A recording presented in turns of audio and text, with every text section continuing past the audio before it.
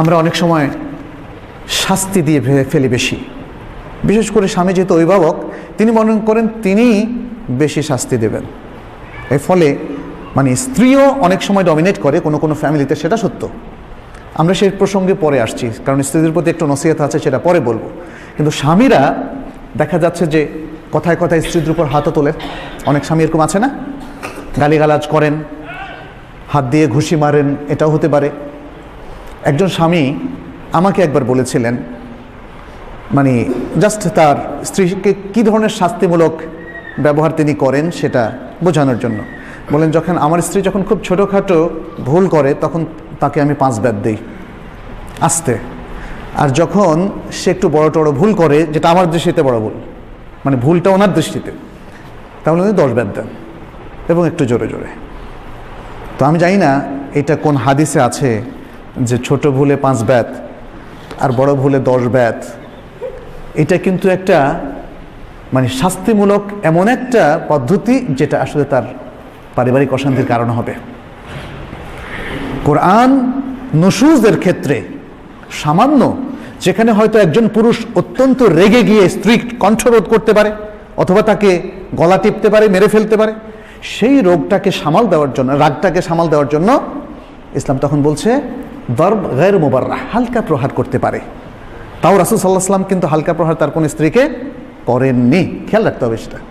এটা শুধুমাত্র একটা অনুমোদন, কিন্তু স্ত্রীকে রীতিমতো প্রহার করা, তার গায়ে হাত তোলা, এটা কিন্তু খুবই একটা ছোট্ট সংকীর্ণ গণ্ডিতে ইসলাম জায়েজ বললেও এটাকে কথায় কথায় বলেনি, অনুমতি দেন। নুশুজ মানে কি? নুশুজ হচ্ছে স্ত্রী ভয়ানক পরকীয়ায় লিপ্ত হয়েছে, অথবা কোনো স্বামী তার স্ত্রীকে পরপুরুষের সাথে আপত্তিকর অবস্থায় দেখেছে।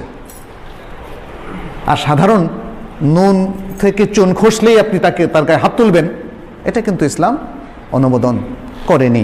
অতএব শাস্তির ক্ষেত্রে আমাদেরকে মনে রাখতে হবে, ইসলাম কখনো কখনো স্ত্রী যদি অনেক বেশি অবাধ্য হয় তখন শয্যা ত্যাগের অনুমতিও দিয়েছে, এটা কোরআনের মধ্যেও এসেছে। তাহলে এই যে শাস্তি প্রয়োগের বিষয়টা, এটা যেন মানসিক টর্চারে পরিণত না হয়, এটা আমাদের খেয়াল রাখতে হবে। স্ত্রীকে যেন মানসিকভাবে, শারীরিকভাবে আপনি কঠিন শাস্তির মধ্যে না ফেলে দেন, সেটা খেয়াল রাখতে হবে। শাস্তিমূলক বিষয়গুলো যেন যৌক্তিকতার মধ্যেই থাকে, সেটা মনে রাখতে হবে, এবং স্ত্রীদেরকেও মনে রাখতে হবে। কারণ অনেক স্ত্রীরা স্বামীদের প্রতিও অনেক সময় হাত তোলেন, সেই ধরনের রিপোর্ট আমাদের কাছেও এসেছে।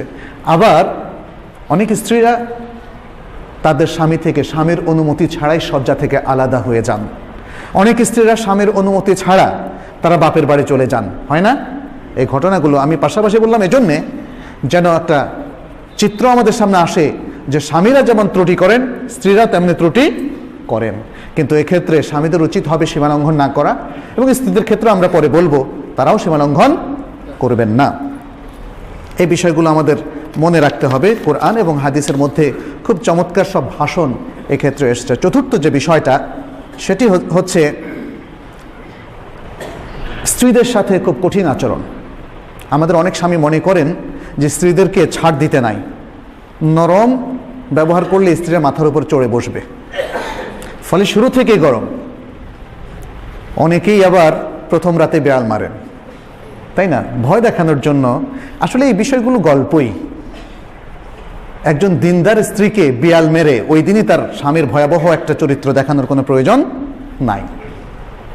কারণ এই ধরনের ঘটনা কোনো সাহাবীদের জীবনে ঘটেছে বলে আমরা জানি না, আমাদের কোনো ইমাম স্কলারদের জীবনে ঘটেছে বলে আমরা জানি না যে বিয়ের দিন বাসর রাতে ভয়ঙ্কর কিছু একটা করে স্ত্রীর মনে জায়গা করে নিতে হবে যেন স্ত্রী সারা জীবন আমাকে ভয় পায়, এমন কিছু আসলে প্রয়োজন নেই। প্রয়োজন হচ্ছে তার সাথে বিচক্ষণ আচরণ করা। রাগের উপলক্ষ তৈরি হওয়া ছাড়া আপনি রাগ করবেন না। আর যখন রাগ করার উপলক্ষ তৈরি হবে এবং রাগ করাটা যৌক্তিক, কিন্তু সেটা লিমিট কতটুকু পর্যন্ত সেটাও কিন্তু ঠিক রাখতে হবে। ছোট্ট কারণে একটা গ্লাস হাত থেকে পড়ে, স্ত্রীর হাত থেকে পড়ে ভেঙে গেল, এই গ্লাসটা হয়তো আপনার প্রিয় একটা গ্লাস, সেই জন্য স্ত্রীকে আপনি মারধর করবেন, রাগের মাত্রা এটা অনেক বেশি এবং এটা জুলুম। এটা জুলুম, স্ত্রীর প্রতি অসদাচরণ আপনি করলেন, অন্যায় আপনি করলেন, এটা বুঝতে হবে। তাহলে আবার স্ত্রী একটা সুন্দর পাক করলো, আপনি বললেন হয়েছে, ভালো, মানে এর বেশি আর করতে চাইলেন না, ভাববেন যে তাহলে আবার লাই পেয়ে যাবে, যে স্ত্রীকে বেশি প্রশংসা করলে লাই পেয়ে যাবে। আসলে প্রশংসার জায়গায় প্রশংসা করবেন, তবে সেখানেও লিমিট ছাড়া প্রশংসা করবেন না। আবার রাগের জায়গাও রাগ করবেন, কিন্তু সেখানেও লিমিট ছাড়বেন না।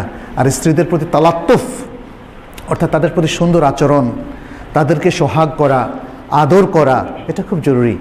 আমাদের অনেক পুরুষ কখনো স্ত্রীদেরকে তিনি যে ভালোবাসেন এটা মুখ ফুটে বলেন না, কারণ এতেও তার পৌরুষত্ব নষ্ট হয় এবং তিনি ভাবেন এটা কি আমরা বলতে হয় নাকি, কিন্তু সত্যি কথা হচ্ছে এটা বলতে হয়। আপনি আপনার স্ত্রীকে যে ভালোবাসেন এটা বলতে হয়, এবং এটাতে দেখবেন যে কি পরিমাণ পজিটিভ একটা রেজাল্ট, যে তখন আপনার স্ত্রী আপনার অত্যন্ত অনুগত হবে। কেন হবে না? কারণ স্ত্রী জানবে যে তিনি তার স্বামীর সবচেয়ে প্রিয় ভাজন ব্যক্তি, প্রিয়তমা মানুষ।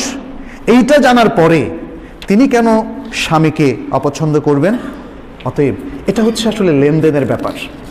যাকে ঘৃণা করবেন সেখান থেকে ঘৃণাই হবে আপনার প্রাপ্তি, যাকে ভালোবাসবেন সেখান থেকে ভালোবাসাই হবে আপনার প্রাপ্তি।